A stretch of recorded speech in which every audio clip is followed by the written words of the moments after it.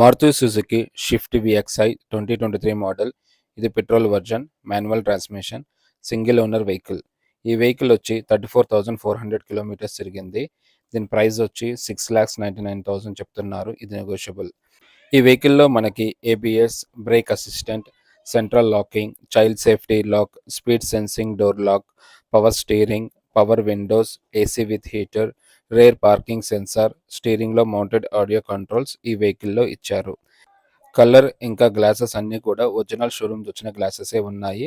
ఏ మాత్రం రీప్లేస్మెంట్ అవ్వలేదు. ఇంకా ఇంటీరియర్ విషయానికి వస్తే 4 డోర్స్కి పవర్ విండోస్ ఇచ్చారు.